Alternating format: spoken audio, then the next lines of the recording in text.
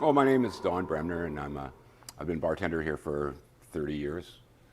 And I grew up in this neighborhood close by, and this has always been one of my favorite hangs when I was 19 years old. And we used to come here for beers after we'd play floor hockey in the old gym, and just I born in Port Alberni, but I was raised in Nanaimo. Nice. Nice. And how long have you been here at the Oxy Pub? 30 years. 1992 I started. Wow. Yeah. And what keeps you here? It's just it's really comfortable. Everybody around here, they live in the neighborhood, the local people. I pretty much know most people, their names, their kids, their address, where they live, what they do, and it's a real tight sense of community in this place. So I've always kind of been drawn to that. So sense of community. And the history. Yeah. History. Yeah. So you know a lot about the history of this place. Oh yeah. So yeah, the Oxy was built in 1886 by Samuel Fiddick.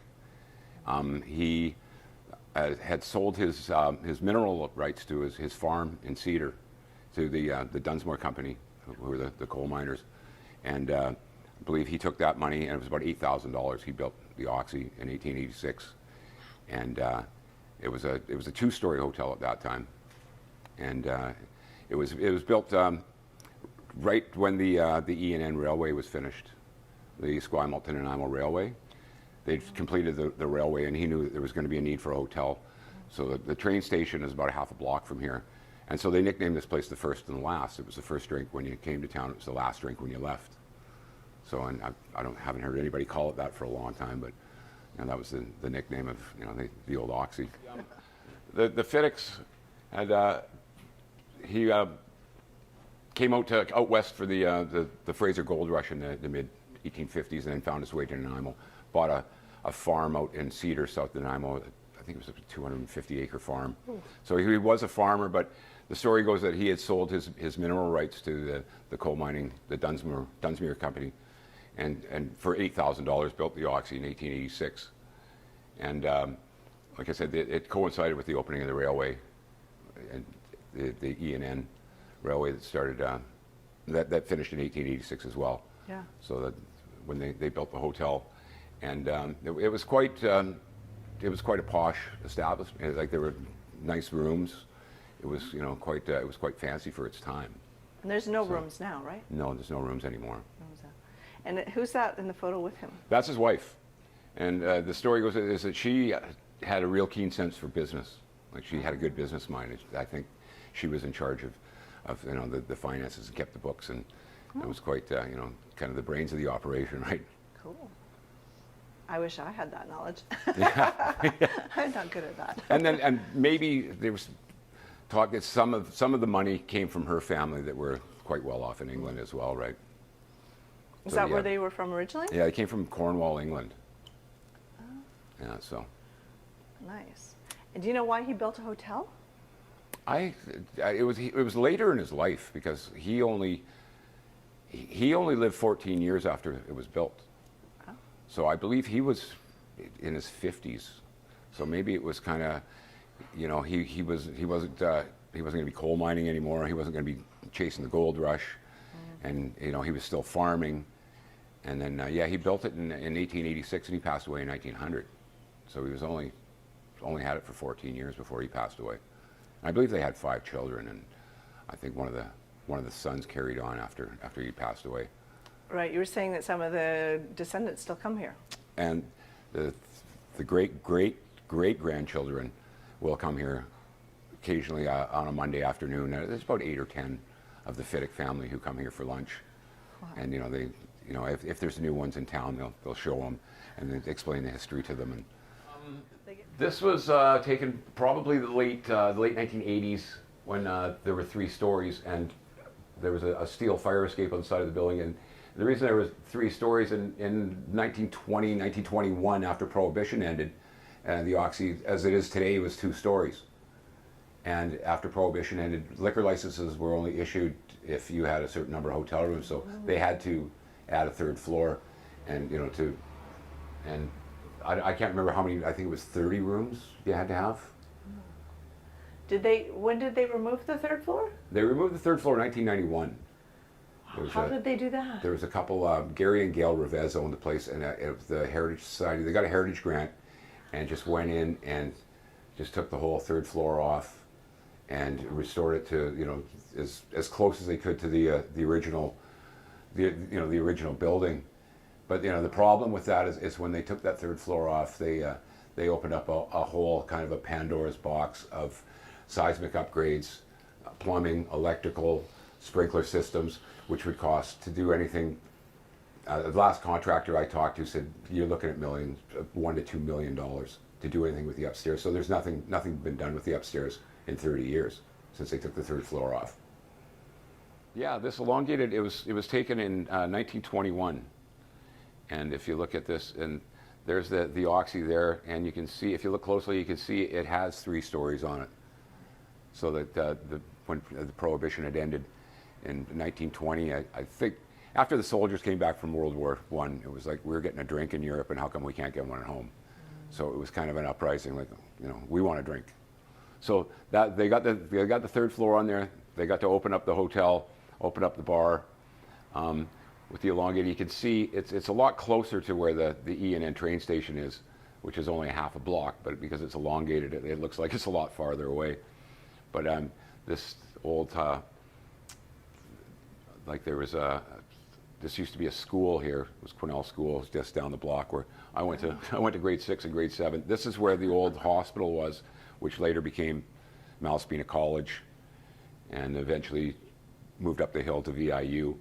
And yeah, so it's I guess they had it finished. They had it completed, that third story, by August of 1921. So. Wow. Do you know how old Nanaimo is? Nanaimo, I believe, was incorporated in 1874. The first settlers came over on a ship called the Princess Royal.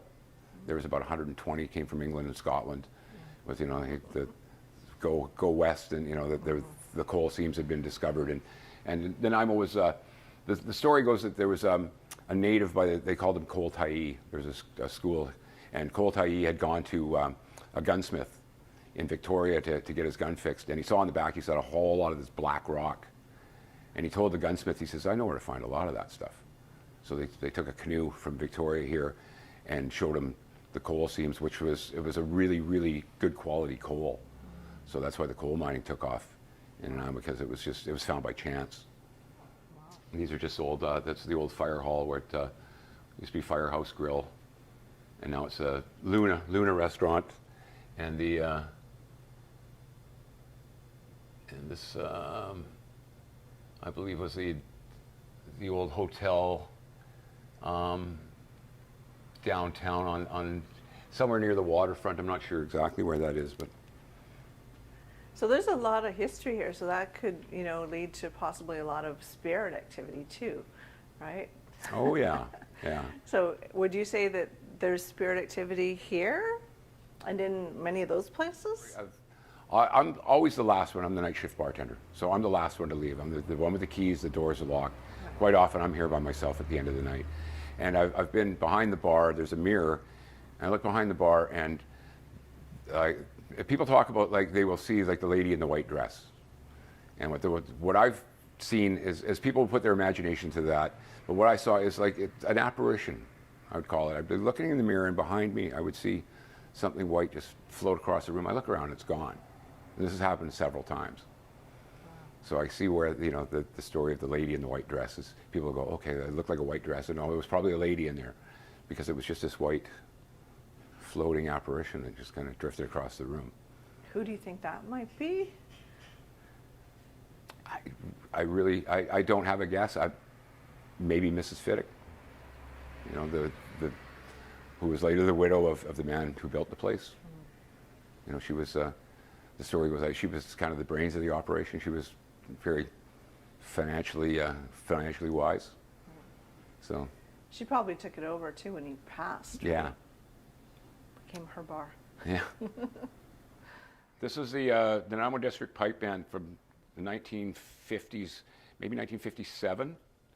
And the Nanaimo Pipe Band, this is my father. He was the pipe major in the Nanaimo Pipe Band. And these pipers had taught young pipers who got as they got older, they taught young pipers, and to this day, there's still a room downstairs where they call them the Nanaimo pipes and drums.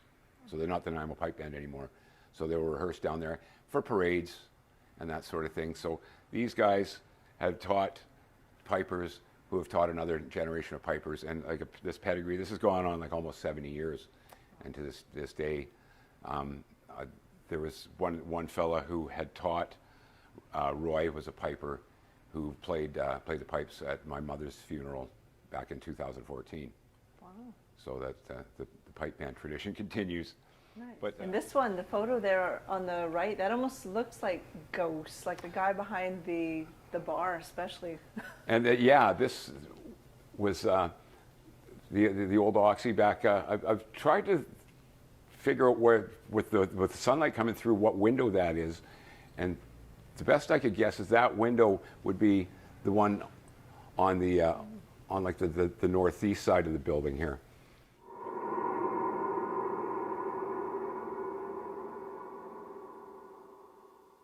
Okay, so yeah, one night we were, the bar was locked up. 3 of us were sitting at the end of the bar, and we heard this tremendous crash, and I thought everything from here had fallen onto the stainless, and that the place would be in a total state of disarray. And I ran in one door. My wife came in through the other door. We thought maybe somebody had broken in, and we came in here, looked around, and there was not one thing out of place.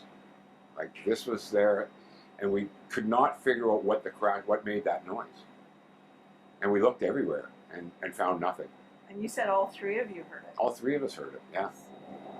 I thought that this had fallen.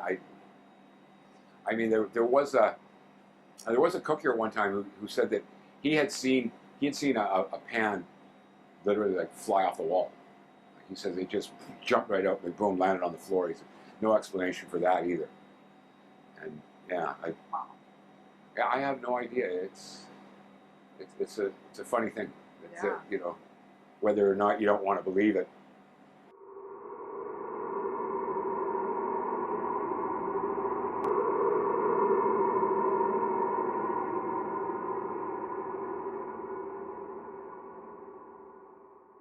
Whew. So definitely, I feel really sick up here. Like I feel like there's tons going on. Oh yeah. Oh. People died up here. Oh yeah, I can feel it. And there was a man who died in one of the hotel rooms. Rolling. The energy that's still here from back in the day, because this hasn't been used for a long time, has it? No, 30 plus years. Wow. 1990, I think, was the last time that anybody actually stayed in the hotel. And they weren't really hotel rooms. They were more like residences. People rented them out by the month. Oh. Yeah. So in terms of, I'm not going to go in there because I peeked in there from there. But I think the most energy I felt was in that back corner, and then in the back area. Do you agree? Same thing. Yeah. Yeah, or the entrance. Or the entrance too. Yeah. Yeah. Right around the staircase. Yeah. Yeah. Lots there. Yeah. I think there's more than one. Like I'm feeling more than one. Like it feels. It's funny you mentioned earlier about the pipe cleaning guys or duct cleaning guys hearing like a party or something or lots of voices. That's what I'm hearing. I'm hearing like lots of voices. I'm hearing lots of chitter chatter. That's what they heard. Glasses clinking and all this stuff. It's like, whoa, it feels like it's alive. Yeah. Yeah. Oh, this is definitely more than one. Yeah. Here. Do you agree? Yeah, definitely more than one. It's interesting because this feels like it's their home. Yeah. They don't want to go. They're not going anywhere. They're not going anywhere. This is their home. Even when it's demolished, I feel like they'll still be on the grounds. Yeah. Right? If that ever comes to pass, right? Right. Yeah. That's what it feels like. They're hanging out. And it's not just, get them in little by little. It's not just, I feel male and female. Mm-hmm. I'm getting 2 males, 1 female, especially coming in. And the one male, like you, was here for years. Mm-hmm. He's talking about how he basically helped build this place. And he was around a lot. Oh, okay. Okay, so that's what it's feeling like. He's saying that he was part of bringing it all together and building it, and this was his home away from home. Okay, yeah. He loved it. Oh, okay. This was his baby. Yeah. Yeah. So that's really interesting because he says, and home wasn't home. This was home. Yeah. Feels like he put all his heart and soul. This must be Fiddick. This must be Mr. Fiddick, because unless it's somebody that worked with him, because it feels like this was his project. This was Right. his thing. His heart was here. And did he die here? I wonder, because I'm feeling like heart stuff too. I believe he died at home because he was ill for a while. Somebody had a heart attack here. Yeah. Oh, I don't know who that was, but I definitely feel heart stuff. Like my heart's just beating. Maybe one of really his fast. children. Like beating fast, and then that was the person I felt with the nausea. So Yeah. it was definitely male. Had the heart attack, which makes sense. Heart attack with the nausea and throwing up, and passing here. It was up in the rooms. It was up here somewhere. Okay. Who that was definitely a male. I'm hearing late, like 1920s probably, 1920s, 30s. So it was a while ago. Okay. But he's not going anywhere. No, this is his home. Yeah. Yeah. I want to feel into the kitchen though, especially because of all the crazy stuff going on there. Mm-hmm. Makes me wonder why they're so active. Like I'd like to find out, why are they so active? What are they trying to do? Yeah. What's the message? What's the message? Exactly. That's what I want to find out. What's the message? Yeah. Should we go Wow. find out? And go see? Sure. Okay. We'll go Okay. over there. Oh, I just feel like I'm going to puke. Okay. So into the kitchen or above the kitchen? You want Above by the vents? kitchen. Yeah, above the kitchen. Because that's where it feels like they hang out. Oh yeah, I can feel it all up here. Ooh, Okay. it's thick. It's thick.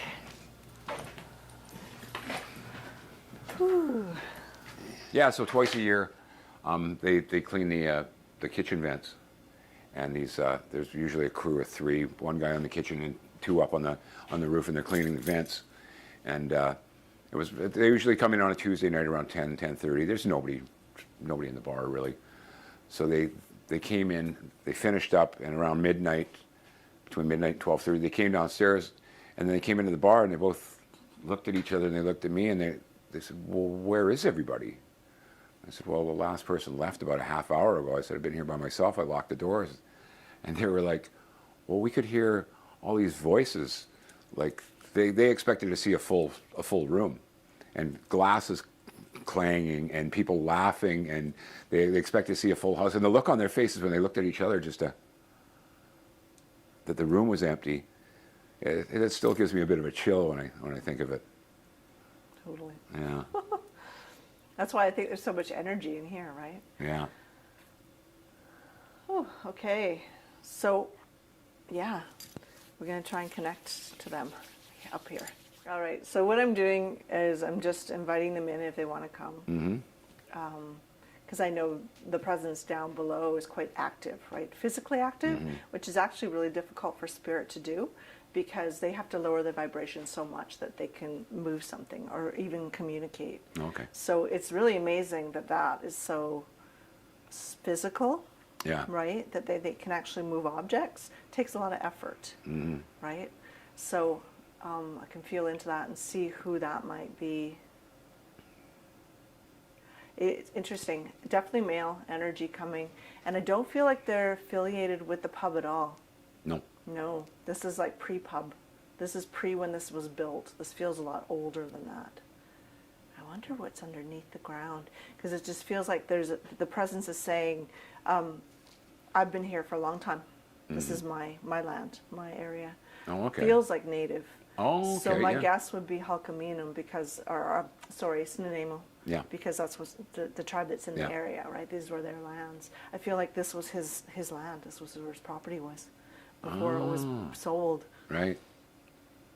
And him and his family passed here. This was his ancient grounds, he says. This is where his family lived. This is where they were resided. Oh yeah. This was their winter home. He says they would move. And he said their summer home was over on what's that called? Newcastle? Okay. Yeah. Called Sayatsun. Section, yeah. That was there. He says, but this is where they were. And this is where he he's talking about love. He's talking about love of family and connection. And he says that they don't leave each other. They've always been together, and they'll always be together, right? Okay. So that's the feeling. He says down in the kitchen. It's just he's not trying to scare anybody, but making his presence known. He wants you to know this is his land. It doesn't belong to anybody else. Yeah. That's the point. He's not actually physically trying to hurt anybody, and he's apologizing to the woman.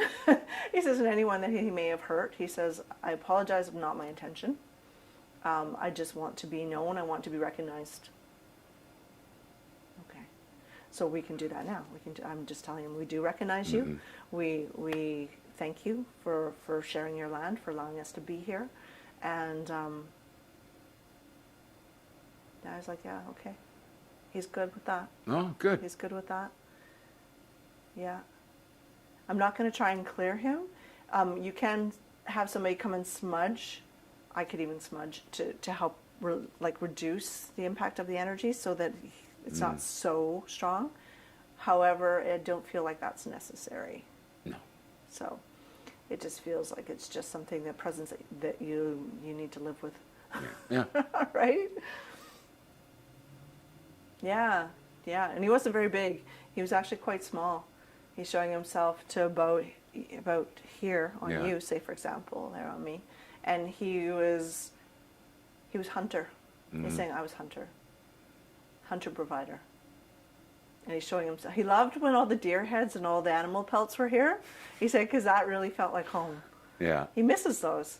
He says those Yeah. were really great. He says because they were the trophies of the great hunters. Yeah. Right, and he appreciated that, so he misses that. He doesn't like the TVs, No, but that's okay. not at all. Yeah. But he says I'm not the only one here, so he's Yeah. corroborating what we felt. Okay. You know, that there was other presences. He says I'm not the only one here. This Yeah. is a home to many. He just said home to many. Oh, okay. And again, nothing to be afraid of. Oh, okay. He just said to be afraid of, so nothing to be afraid of. Yeah. Yeah, yeah. He actually feels like a very peaceful. Okay. Peaceful person, peaceful soul. Yeah. Though he just wants to be heard. You know? He was here first. Yeah. Exactly. Yeah. He was here Yeah. first. Yeah. I got to Yeah. give him that. Yeah. Yeah. Yeah. So, yeah. Interesting. Would you have any questions? Like, since we're here chatting with him and there's other presences? No, I'm still kind of taking and processing all this Yeah. kind of this. Wow, it's Yeah, it's really interesting. never thought about what was here before it was here. Yeah. You know, to know that, go, yeah, this was, Yeah. this was his land. Yeah. And that would have been even, I think, before the church, because it feels like the church everything kind of came after, Yeah. right? And then it was the church that kind of, everyone took over the lands, and Yeah. they became what they were. And it feels like he died to a blow of the head. Like I'm feeling, that's where I think I'm getting the dizziness from. The dizziness headache I've been or feeling, up here, Yeah. is that it feels like he died to a blow of the head. So it must have been a battle of some sort. Oh, okay. So, Hmm. so a little unrest. Yeah. Yeah. That's okay. How are you feeling? Whew, better. Better? Yeah. Yeah. Yeah, yeah. The sickness is going down. Feeling more centered, more grounded. But Yeah. yeah. As soon as you walk into that energy, like I'm sure Sarah gets the same thing. You can feel I know it's cold up here, but you feel that. Yeah. Like that shiver, that chill, Mhm. feel the dizziness, the nausea, the everything. Yeah. Right? The heart. You can feel everybody's things. Yeah. It's like being a psychologist Yeah, right. for the dead. Yeah. You're walking in and going, oh, how'd you die? How'd you die? Hi, hi. Carrying all that weight, yeah. Yeah. Yeah. Yeah. But that's My okay. body, like, out of everywhere I've went, this is probably the strongest I've felt anything. I'm just like an amateur, though, not even. But That's okay. You're the one to Everybody talk can to. feel what they feel, right? Yeah. Makes sense. We just don't trust ourselves often, yeah. right? But it was interesting because I felt something, but I don't want to say anything because I want to test it out with what Paula says. And then she said like exactly what I was thinking, just just after I was thinking it. So that's kind of cool to get a little affirmation that way, confirmation. Totally, yeah. And so you're feeling, are you feeling any physical symptoms? Heartburn. Somebody had heartburn. Really badly. Yeah, I've been feeling like, even when I came up the stairs, like almost like a lump in my throat and my stomach. And usually that's either they're trying to communicate or it's something that was going on with them physically when they were here. Oh, okay. Yeah. Oh, interesting. Yeah. What do you got to say? Feel like a female or a male presence. I want to say female. Yeah. Totally. Definitely female. And I saw the white dress. Yeah. Oh. Okay. The white dressed woman. She was here. Okay. I get it. Okay. Yeah. Cool. Do you feel into that? Like think about the white dressed woman. Just put it out there, feel into that and ask her if she wants to come in. Say who she was or give you something else. Who are you? I've also felt a woman, I'm feeling from like 1901, 1902 there. Because like there's multiple presences here, right? You can definitely feel that. But that's the one that keeps coming through with white dress. Mm. Yeah. Cool. That's pretty cool. They just loved it here. Yeah. Like Dawn does. Sure. Yeah. Cool. Cool. Thank you for trying that. Yeah. Yeah, if you ever want to do development, let me know. Yeah. Yeah, that'd be awesome. Mm-hmm.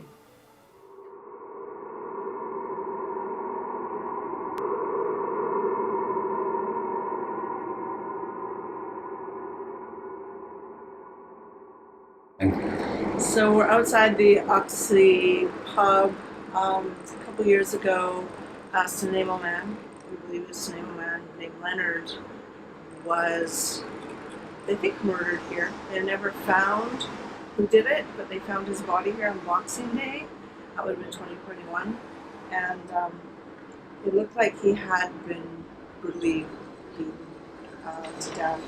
So, feeling into the energy now, I mean, upstairs I had seen, we talked about seeing a short First Nations man and feeling the headache and everything, but I want to feel into and see if that was Leonard. So I'm just gonna see if I can get Leonard to come in.